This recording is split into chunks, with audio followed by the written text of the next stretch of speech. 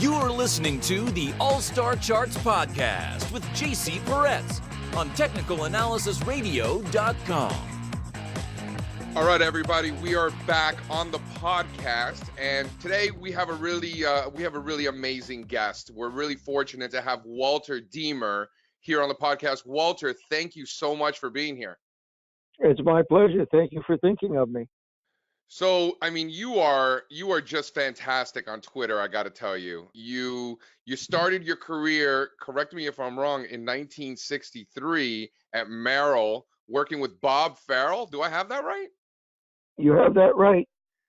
I would love to know what it was like to be working at Merrill in 63 with Farrell. What was going on at the time? Can you kind of paint a picture for us?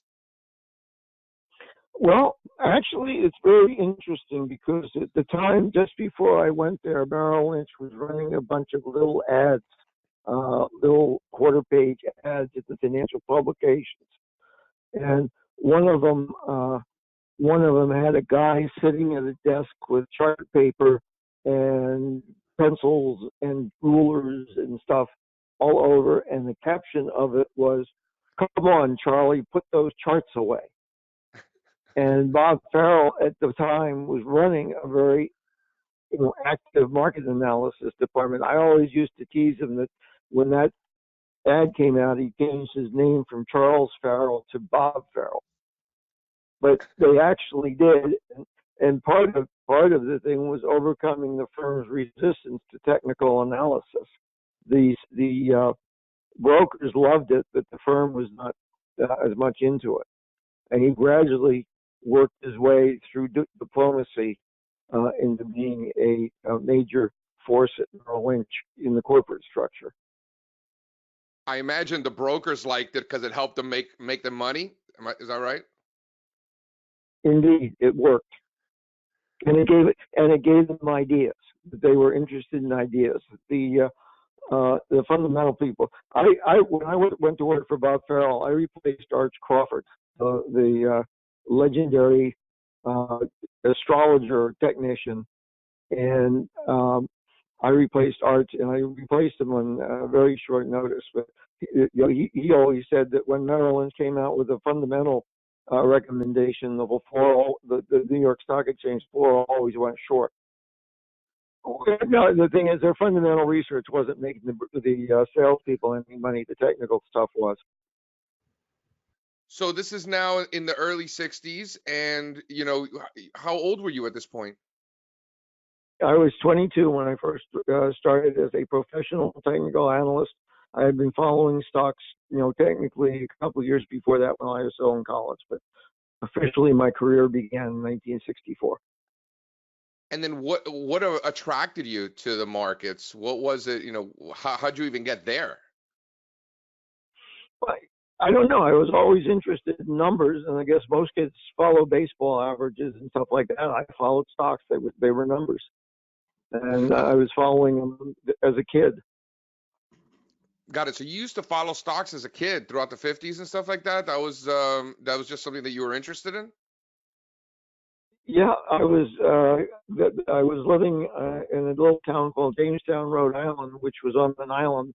You have to take a ferry boat to the nearest city, which is Newport, which is a 20-minute ferry ride. And I used to have my teeth straightened every 3 weeks, so I would go there, and I would walk on my way back. I would walk past the one and only brokerage office in there, and I was fascinated by the tape. And that was when I was 13 years old. Were your parents, is that something that your family influenced you on, or just something that attracted you because you were into numbers and you walked by and you thought it was cool? I thought it was cool. I was into numbers, and I looked at baseball averages, and I looked at other statistics, and then I looked at stocks, and I said, "What do these numbers mean?" My father says, "Well, that's dollars." I said, "What do you mean?" I said, "Well, that's what you buy and sell these stocks for. They're dollars." And I said, "Well, why do the numbers change?" And he explained. I said, "Well, that might be fun to track." Wow, that's really cool. So fast forward, so now you're at Merrill, you're in your 20s, and are you just there this is in New York City, I take it? This is in New York City. I was Bob Farrell's assistant. I one of his two assistants. And then so here you are, kid in his 20s, just trying to learn as much as possible. Did you like it at first? Did you fall in love right away? fell in love right away. You used to, as a matter of fact, in those days, I built up a point and figure library, and I ran point and figure charts on all the New York Stock Exchange stocks, which weren't all that many back then, and they weren't that volatile back then. So I kept up my own library of point and figure charts, a couple of line charts and things like that, all with pencil and paper. Whatever happened to all those charts? You still have them? I don't have them. No, I moved into a senior living facility a couple of years ago, and I had to get rid of most of my stuff. Most of the real stuff ended up at the MTA library, and some of the paper stuff and stuff just disappeared. Oh, wow. So you were one of the founding members of the CMT Association? Do I have that right? You had that right. So what was that like? You guys, just a bunch of you try, I mean, I've heard some stories from Ralph Acampora in the past, but is that really what it was? A bunch of you got together and we're like, let's do this? Yeah, a bunch of us got together and said, let's do it. And we started working on being a professional organization. And it was kind of interesting because the organizers were in New York, but Bill Doan at Fidelity, Bill Diani of Wellington, and I at Putnam were in Boston. And we were very fortunate. All of our organizations backed the effort. So basically, we did the grunt work. There were only a couple dozen members at the beginning, so we did the grunt work at there. Bill Doan did the newsletter. Bill Diani did the quarterly journal and the journal, and I ran the membership department, and I handled reservations for the first MTA seminar. I love that story, and hearing people talk about it and share what actually took place back then, I think it's really, really cool. Walter, you have a famous saying, when the time comes to buy, you won't want to. Where did that come from? That came from my time at Putnam. That I quickly learned that in order to get through to the money managers, the fund managers, you have to be very, very brief and succinct and make your point very vigorously. And a lot of the fund managers believed in technical analysis, but a lot of them didn't. And I was very fortunate because we had a weekly meeting, which was required attendance, and I was able to give a 10-minute presentation on the market at every meeting. So they were all exposed, but then they sort of shook their heads. So when the market is going up and then it starts back down again, and I thought it was sort of a short-term correction within the longer-term option, and I was being very diplomatic and long-term and everything.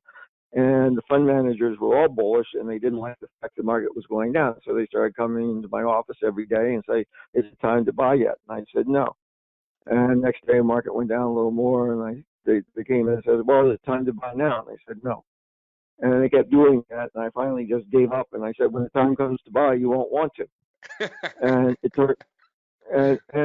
kind of cut down on the nuisance calls, but it also made a point, which is the market goes down for reasons that you learn after it goes down. The media will always tell you why the market is doing something, but you will find out why the market is doing something in reality only after it does something.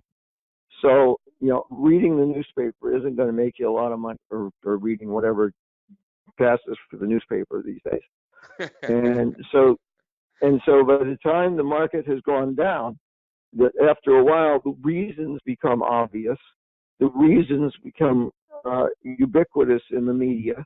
Everybody is talking about them. And the point is that all this bleakness happens at the bottom to explain why the market has gone down, not that it's going to go down again. The double jeopardy doesn't apply in the stock market. It's a good way of putting it. So why don't we talk about today's environment? I saw you write on Twitter. By the way, you are fantastic on Twitter. I can't say that enough. You said that the market sometimes does something that you don't expect it to do. And this was one of those times. And you said that you didn't think that the selling pressure would be anywhere as near as strong as what we've just seen, and that you're still learning after 57 years. I did say that. It's a great tweet. Well, unfortunately, it's a sad tweet because you think somebody said a very replied and said that Justin Mamus, who just passed away, said the nice thing about the market is you learn something new every day. And I replied, I said, yeah, I know that, but I've been doing this for 14,000 days, and I thought I would have learned everything by now, but it turns out I haven't. And so the market, it's very humbling. Once you figure that, as somebody said way back when, whenever you find the key to the market, some son of a bitch comes along and changes the lock. That's a good way to put it. No, I'm lucky and that I've been able to have a lot of conversations with a lot of people with a lot more experience than me, and really the common denominator, and I've learned myself, obviously, the hard way. I'm not surprised by anything. Like nothing at this point. I feel like I've seen it all, whatever. I know that I'm not right. We're just going to manage risk and just assume we're wrong, right? And then maybe sometimes we'll get lucky and get one right. That's more my philosophy. I know that I don't know anything, and I actually really enjoy the learning process and having conversations with guys like yourself. I'm learning every day, and I think I'm having a blast. I'm having a grand old time. Yeah, it's a lot of fun. It's a lot of fun doing that, I think, except the problem is every learning experience costs you money. Sometimes you learn from other people's mistakes, though, and you learn for free. You got to also pay attention to that. And then also you're learning stuff when you're successful and you have winning situations, right? Not just in the market, but in life. And talk about, I did the right things and we succeeded in that case. So maybe there's always something to learn from, I feel like. There is. It never ends. As I said, I thought after a while I would know everything, and it just the only constant in the market is human behavior, psychology. That never changes. Trying to interpret psychology may change, but human behavior never changes. And other than that, everything changes. As I'm sure you know from the days that we used to have paper tapes with ticker tapes that recorded every transaction to the electronic machines with no delays and everything like that. That's changed, but human nature hasn't. That's exactly right. So let's stick with that. So you would actually sit there and hand plot all of these charts, the Dow Jones Industrial Average, the transports, all the different indexes and individual stocks, and every day you'd put in a check mark? Yep, every day. And I have to tell you, and I say this with all humility, I think the best way for somebody starting out as a technical analyst, or just even now as a technical analyst, the best thing to do is keep some charts by hand, a couple of indicators and a couple of stock charts. Because the thing is, if you keep, say, 15 or 20 of the key stocks on paper, and you actually have to take out a ruler every day and draw in the high, low, and then the little tick mark for the close, and then the volume, it forces you to look at it. And when you're looking at it on a screen, they flash by so quickly, you miss the little nuances that you do pick up if you're actually plotting it. For example, the market goes down and you're plotting the stocks, and all the stocks are going down. And then you find one, it didn't go down as much as you thought. It's still down. You thought it was going to be down more, and it wasn't. Next day, the market goes down again. You're plotting your stock, and the thing doesn't go down again quite as much as you thought. If you're watching this thing flash by on the screen, you might miss that. If you're actually plotting it and forcing yourself to look at it, you get a lot more out of it. It's the same way with a couple of indicators. If you look at the indicators, you're actually looking at it every single day. And instead of having it flash by on the screen, you have to think about it for a couple seconds, and you get a lot more out of it that way. Then that tells you when you do start looking at them on the screen, what you're really looking for. So it sounds like an old fuddy-duddy that you're going to just do charts, with pencil and paper, but it's the best. In my opinion, it's the best learning experience you can have. I've heard that before, and it's not something I've ever done, and I always say that I'm going to do it, and I've actually never done it. So maybe you'll be the one that, I feel like I should really trust you. If you really feel strongly about it, who the hell am I to be like, oh no, I'm not going to do it. But let me ask you a question in terms of sort of the scaling and the logistics of it. When you and to this day, but particularly back then, were you adjusting charts for dividends, or you're looking at prices only, right? Dividends, no. It splits, yes. Splits, You have to yes. adjust Got it. because dividends don't really move things all that much. So I never adjusted for dividends. That was too tough. You can't go back and erase the whole, left-hand side of the chart. Yep, I But understand that completely. I mean, I agree. I have these conversations with some of my colleagues, and we joke about it all the time, but like we're actually really serious. They really feel they love adjusting for dividends, and I think that supply and demand dynamics are price only. We remember what we paid for it, not how much we made, right? yeah, exactly. And in this modern age, dividends don't matter as much as they used to.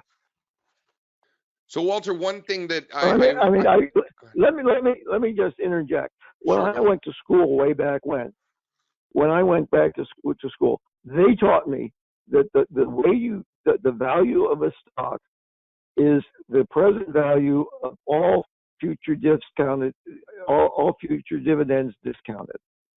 And so what you would do is figure out what the company was paying in a dividend, what the dividend growth rate was going to be, what discount rate you'd apply. They don't pay dividends anymore. So all that college education is worthless. And well, anyway, so much for dividends. No, listen, I respect your opinion. One thing that has always interested me, that I've read about, multiple times, is that you think all of us should have or all of us do have a shoulda fund, right? But that we shouldn't waste our We time all obsessing over it, right? Talk about the shoulda fund. right. This should have fun because that was again back at Putnam when I was there and I was making points very quickly and everything, and the fund managers would come in the morning and said, I should have bought more IBM, or I should have sold Burroughs, or I said, put it in your should have fund. The Putnam should have fund was the Putnam should have fund was the very best performing fund we ever had. The Deemer should have fund is the best performing account I've ever had. The Deemer should have fund is just fantastic, but you just move on. As you say, it's a learning experience. The good ones you learn from, the bad ones you learn from, but move on. Take the lesson, learn the lesson, move on. So can you explain the breakaway momentum strategy signal? What is that? What does that mean? Breakaway momentum is a lot of people refer to it as a breadth thrust. And back in 1973, we got interested in overbought, oversold oscillators, which is a 10-day rate of change of the advanced decline line. And in looking at it, that the big oversolds, of course, occurred at big bottoms. But it looked like the big overboughts occurred early in an advance. So we tried to quantify it. And Tony Tabell, another founding member of the MTA or the CMT Association now, did our statistical work for me, and he crunched the numbers, and we found that if the 10-day ratio of advances declines exceeded 1.97, this was a major thing that hardly ever happened. And I think with one exception out of 22 times, it occurred either at the beginning of a cyclical bull market or a couple times at the beginning of an intermediate up leg within a cyclical bull market. So in other words, this is another thing that experience teaches you. Overboughts and oversolds are nice, but oversold, it gets tough because the market can always get more oversold. Overboughts are important because the more overbought the market gets, the stronger the advance. And I describe it sort of like as a rocket ship down at Cape Canaveral. You shoot a rocket up in the air a little bit with a little bit of fuel and goes up and then plops into the ocean. Put a little more oomph behind it, it'll go out further in the ocean and still land in the ocean. Put even more oomph behind it and go almost all the way to Africa before it falls in the ocean. But if you really put a lot of power behind it, it'll go into orbit. And sort of the same thing with stocks in the stock market. If you really launch the thing with a great deal of thrust, it indicates the underlying trend is so strong that it signals it suggests a cyclical bull market rather than just a rally within something else. It's one of those rare things that happens. It happens about every 4 years or so. And I don't know whether I'm going to live long enough to see the next one, but I hope so. It happened on January 9th, which is why we're talking about it. And at that point, I said, this makes absolutely no sense that we're going to go have a cyclical bull market in January of 2019, because the cyclical bull market is supposed to last 4 years. That puts the next low, say, late 2022, early 2023. Put the high halfway in between, for the sake of argument, which is late 2020 and early 2021. And I said, yeah, there's something going on in November of 2020 called an election. There's no way you can have a cyclical bull market. But the market does what it's going to do, and it's, I think, until proven otherwise, staging a cyclical bull market. And I think that's what the breakaway momentum did. And by the way, there are other breath threats also that other people have, anywhere from 1 to 40 days, that were also generating major breath thrusts at that time. So it was all confirming. As I said, the best moves are ones you don't believe. And that, there was no rational way that you could explain the market going up for 2 years. But that's what the market was trying to tell you. And this is in January 2019? January 9th of this past January.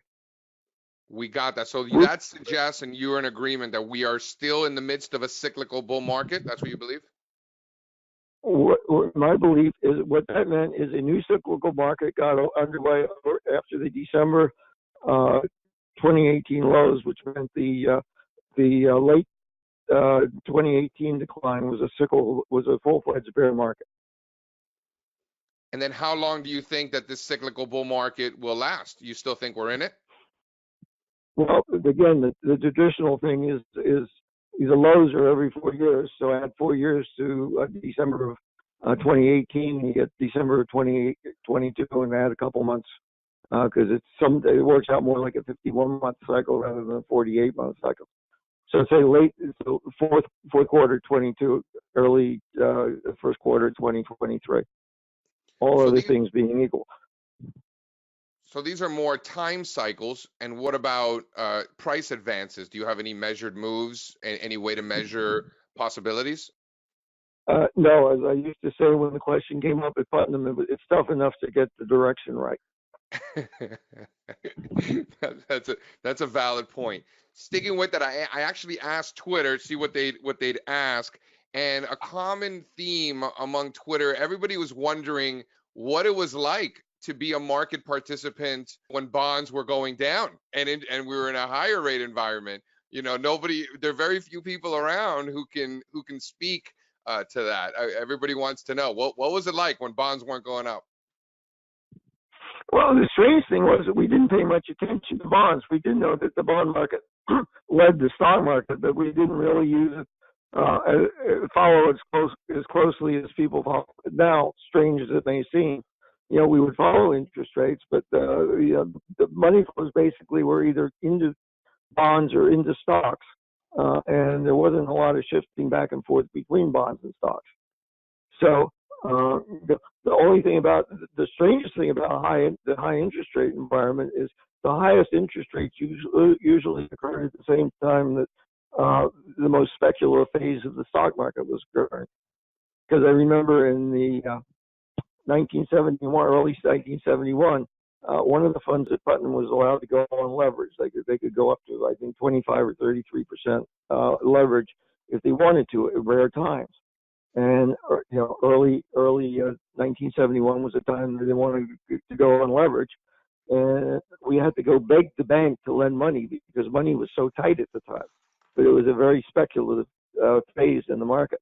Same in the late 1960s, which was also a hugely speculative time in the market, but interest rates were high. And then in the early 80s, when stocks really broke out of that massive range throughout the second half of the 60s and throughout the 70s and broke out, what was that like? I remember seeing the Newsweek, right, the death of equities, right? That headline was right around the late 79, if I'm not mistaken.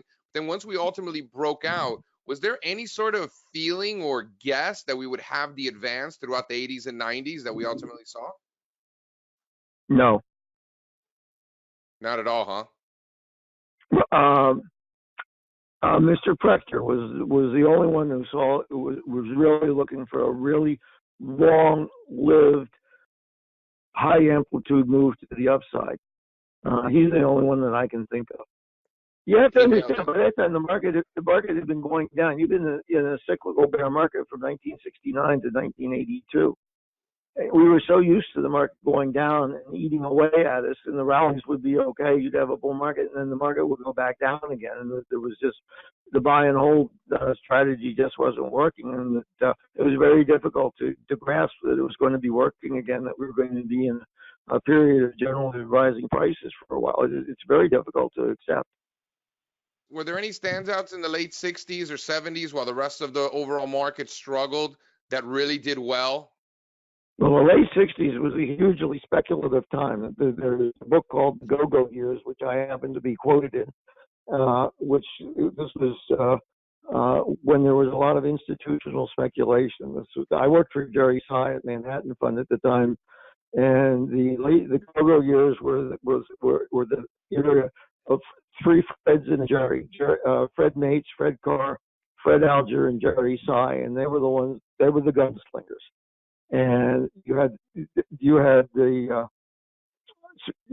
speculative juices were running so wild that even the American Stock Exchange tape was running a half hour late at times.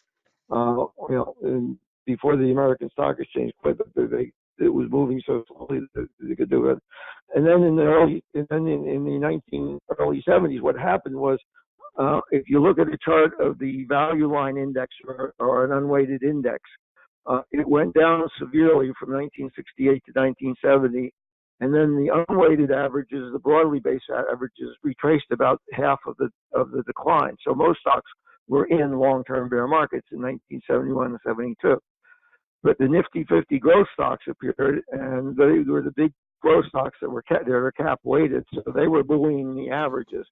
So as I used to tell it, is if you looked out the window at Boston Harbor and you saw a sailboat, you could figure out which direction the sailboat was going, but you didn't know how much the tidal current was pushing it in one direction and the wind was pushing it in another direction.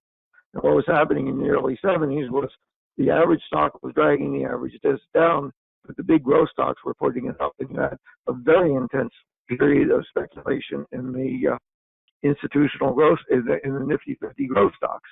And for some unknown reason, I happened to be in the thick of the institutional speculation in the late 60s, the go-go years. And then I moved to Putnam, and I was in the midst of the Nifty 50 speculation in the early 70s. So you've seen these cycles before, is what you're telling me.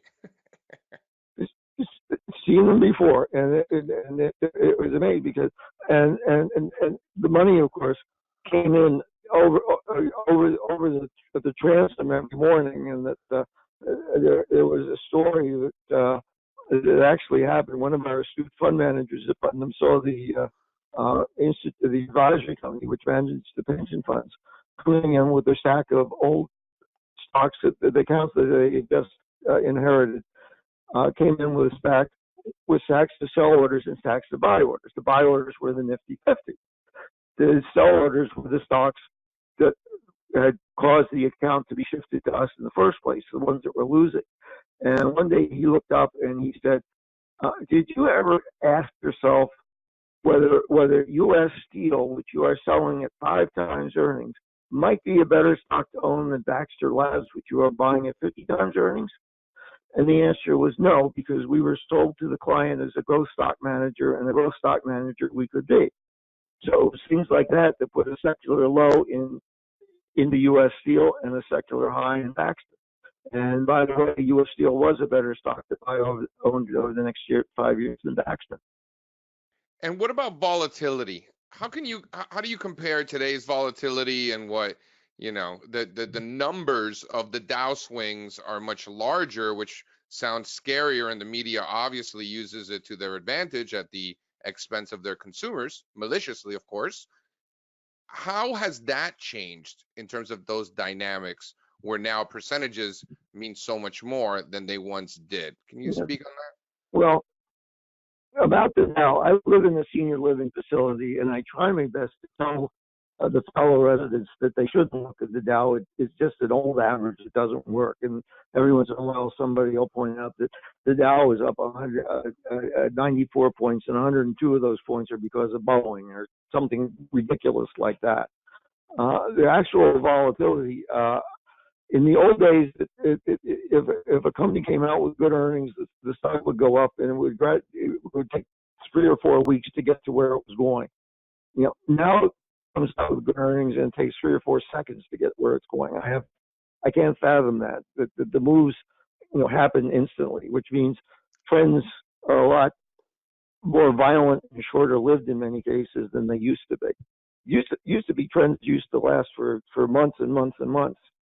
Now they get the whole thing over with in days and days, which makes me glad I'm retired. Well, I still got a long way to go, Walter. So any advice you could offer for us, us younger folks that are going to have to be dealing with this volatility for the rest of our careers? Get used to it and try to work around it. Don't fight the algos, at their game. Play your game around them. It's like when I was at Putnam, people said, "Well, you must really work closely with the traders." I said, "No, not at all," because they are interested in where short-term the support and resistance actually is, as reflected by what they're hearing on the other end of their phone. And I quickly backed away from the short-term moves, which the traders were making, and stepped back and focused on the longer-term moves, which institutions could rely on. So my problem in life is I've been an institutional technician since 1970. So, the longer I've been an institutional technician, the further away I've gotten from the really short-term stuff. I can't fathom it. I couldn't fathom it then, and I can fathom it even less than now. So my only thought is, if you can do it, back away from the really short-term stuff and capture the longer-term trends. And then so I say that, and then all of a sudden, somebody comes along like Linda Rashke who could trade these short-term things and makes a fool out of me. You make a lot of observations, right? And one of the things that I've heard you say is that you want to watch their feet, not their mouths. Look at what investors are doing rather than their opinions and what they're saying. I mean, I couldn't agree more, but I'd love to hear you sort of explain that and walk us through that mentality. Yeah. Money talks and bullshit walks. Yeah, talk is cheap. Watch what they're actually doing. One of the nice things we did at Merrill Lynch is we got a blotter every day with what the various Merrill Lynch accounts were doing, and we could find out what the actual trading activity was in cash accounts, margin accounts, institutional accounts, foreign accounts. We could break the institutional accounts down into 9 categories, and we could follow them, which turned out that the very best institutional subcategories were banks trading for their own account and corporations, and the very worst institutional subcategory was bank trust departments, which is something I still think holds today, if you want my thought. But watch what they're doing. If everybody is talking bullishly, are they buying? Have they bought? It's not when everybody turns bullish that's important. It's when they finish buying. So I asked Twitter and said, what should I ask? If you had some questions, what would it be? One question that I thought was interesting is, what is the stupidest indicator you've ever seen in technical analysis? I don't know. I got a stock charting program when they first came out, and I made a mistake to use one of their canned indicators. I hit a button by mistake that did a profit and loss thing, and the canned indicator lost Monday, and so I got rid of it. So some of these mechanical systems with crossings and things like that, sometimes they work, sometimes they don't. I never could. I think indicators have to be interpreted rather than relied on religiously with set parameters.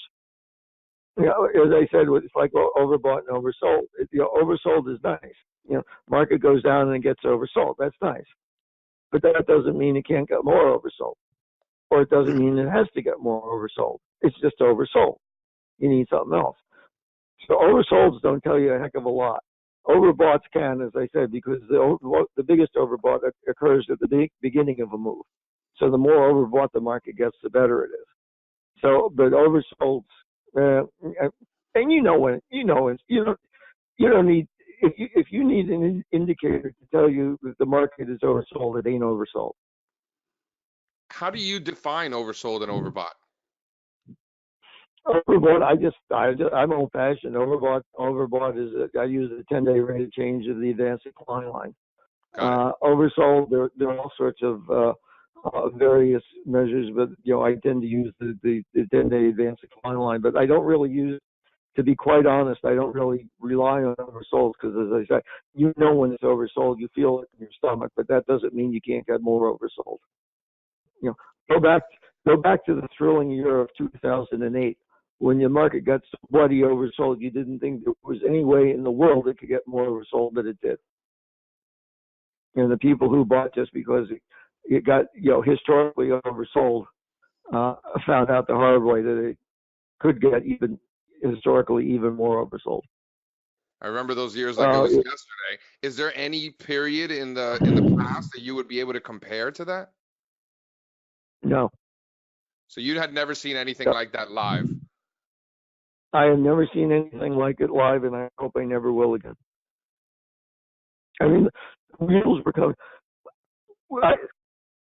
So here I am sitting in the contrary opinion forum up in Vermont, and somebody is making a presentation, and the S&P was sitting about 960, and he said, it's probably going to find support at 950, and if it doesn't find support at 950, it certainly obviously will at 940. And somebody raises their hand and said, but it just closed at 920.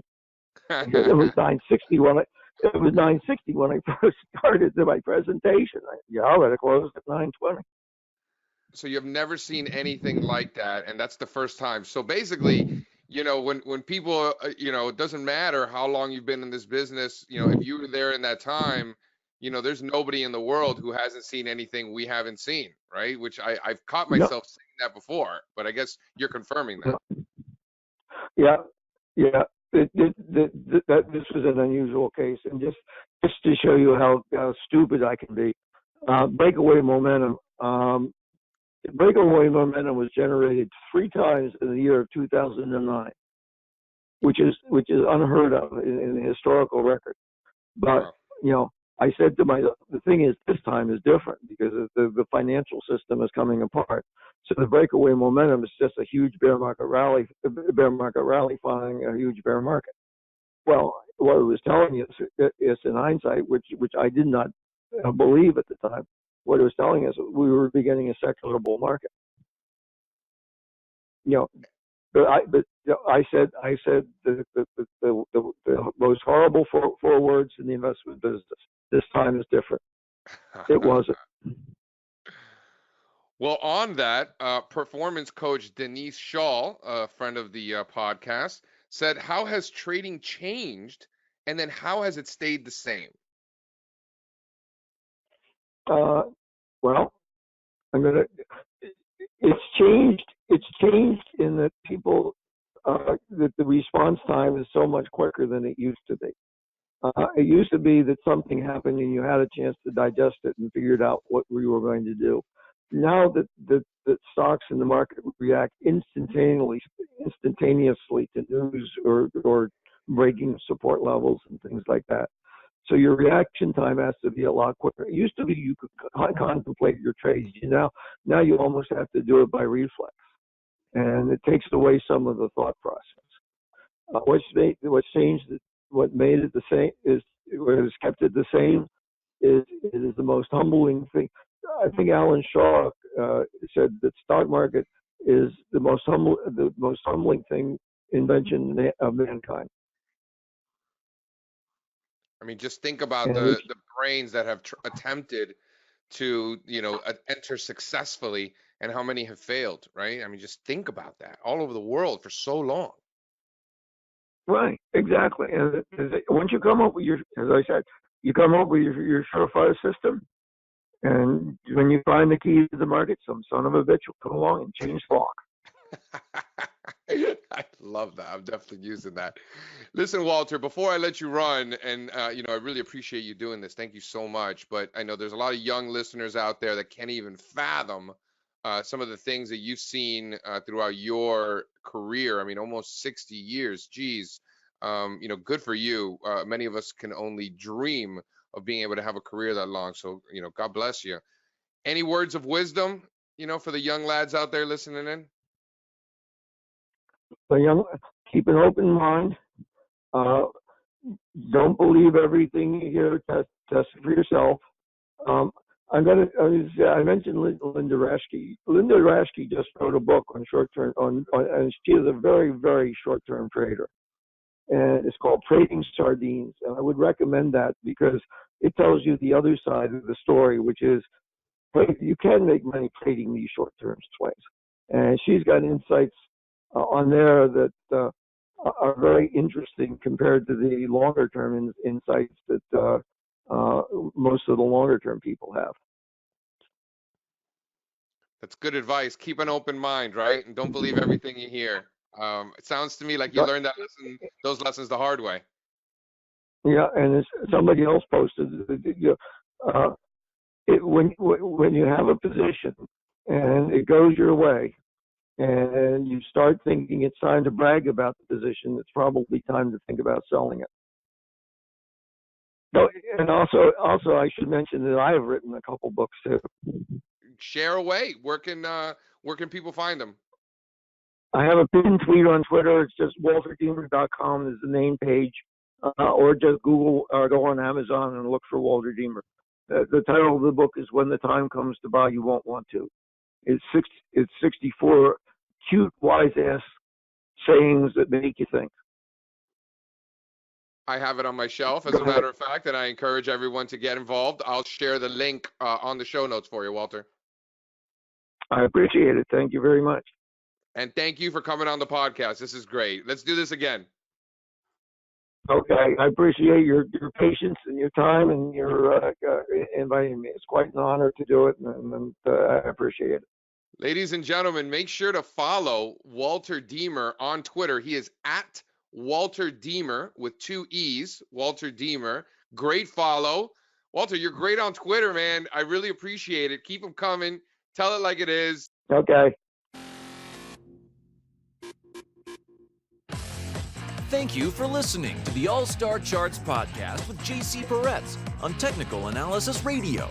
To see all of the charts mentioned on today's show, please visit allstarcharts.com/podcast.